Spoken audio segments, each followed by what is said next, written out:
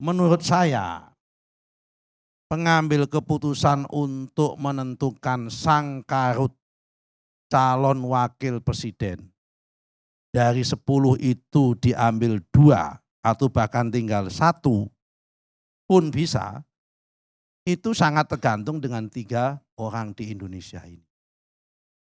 Yang pertama bernama Ibu Hajah Megawati Soekarnoputri, senior sekaligus ketua umumnya Pak Pandanababan, yang sudah punya sejarah panjang dengan Pak Pandanababan. Yang nomor 2 namanya Bapak Presiden Jokowi, karena kebetulan partai-partai yang ada dalam koalisi Indonesia Maju adalah ketua umumnya adalah anggota kabinet dia semua menteri. Yang nomor 3 Pak Prabowo itu sendiri. Jadi kita ILC membuat topik malam hari ini seandainya menghadirkan 3 orang itu selesai topik ini.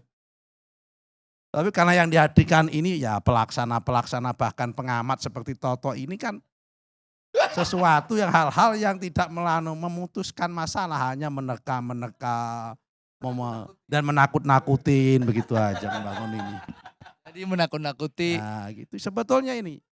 Jadi seandainya besok pagi Pak Jokowi mengundang sarapan, Bu Mega sama Pak Prabowo sarapan bersama.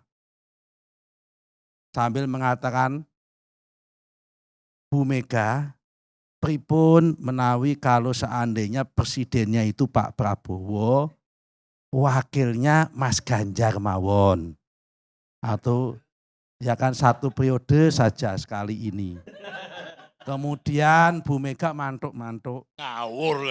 Misal ini. Ngawur. Mantuk-mantuk begini. Selesai. Jadilah kemudian tinggal 1 orang.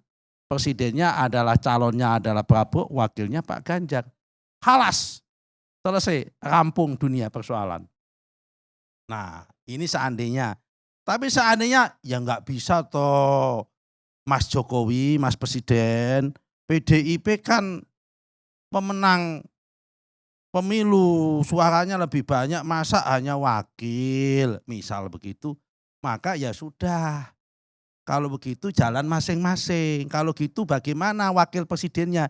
Ya udah, aku yang menentukan wakilnya Mas Prabowo, kata Bu Mega. Kemudian Mas Prabowo yang menentukan wakilnya Mas Ganjar. Bagaimana gantian? Dibalik begitu. Bisa juga kejadian sebetulnya 3 orang ini hubungannya rukun, mesra, dan sangat ini.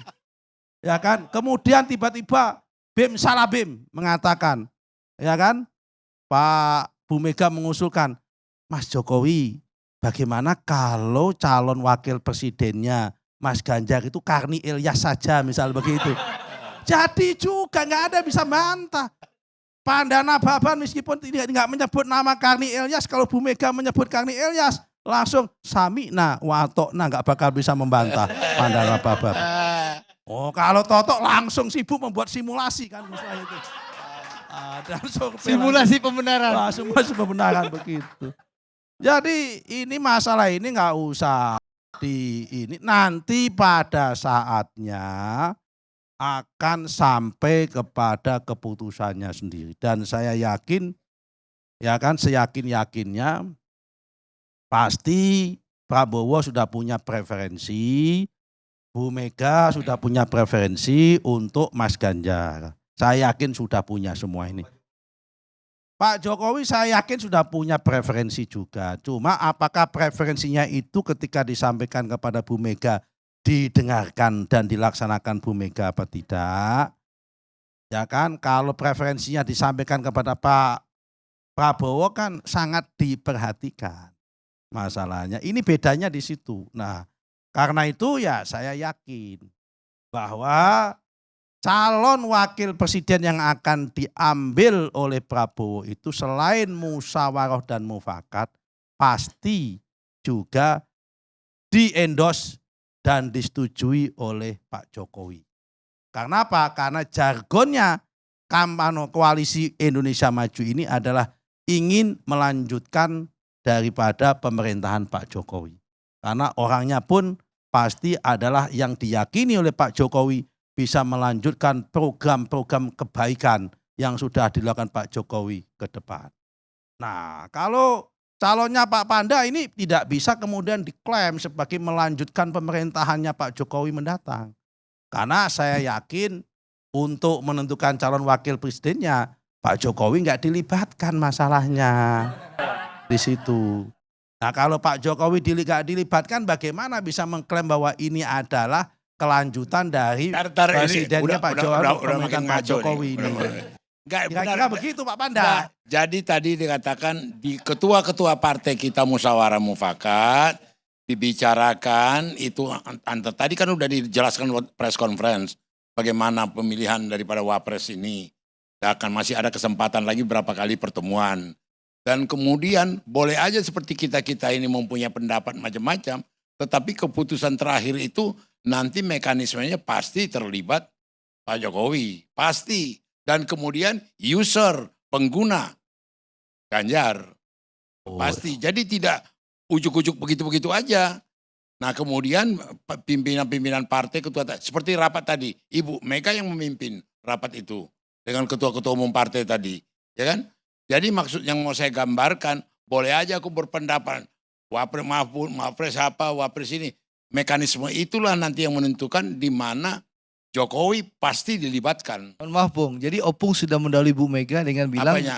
wakil Mas Ganjar Bukan, Prof Mahfud. kalau itu pengertianmu, itu gaya Ya. di Gerindra. Tapi ini Opung, kembali dengan statementnya Pak Karni Ilyas sebelum rehat tadi, politik itu biasanya yang terjadi sesuatu yang tidak dikatakan. Nah, sama halnya prosedurnya seperti itu, tapi biasanya yang jadi malah yang tidak melalui prosedur. Biasanya begitu. Dulu kita menggodok tahun 2019, menjaring ini, menjaring, tiba-tiba yang tanpa prosedur malah Pak Kiai Ma'ruf Amin yang jadi. Tanpa prosedur itu waktu itu. Nah, karena itu Opung, ya kan, ini pada endingnya memang saya percaya pengambil keputusannya soal wakil presiden siapa yang memilih dari 10 tadi itu 3 orang.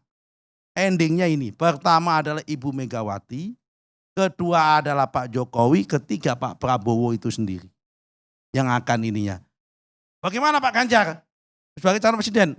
Lah kan Pak Ganjar gimana bisa nggak bisa menentukan, beliau nggak bisa tanda tangan ke KPU. Kalau Pak Prabowo kan bisa tanda tangan ke KPU masalah. Bedanya ya Pak? Bedanya di situ Antara Pak masalah. Prabowo dan Mas Ganjar itu bedanya gitu. Di situ masalahnya, karena itu ini akan menentukan dan saya yakin. Kalau bedanya itu banyak. Oh, salah satu. Ya Ganjar belum pernah lari ditinggalkan satu partai, belum.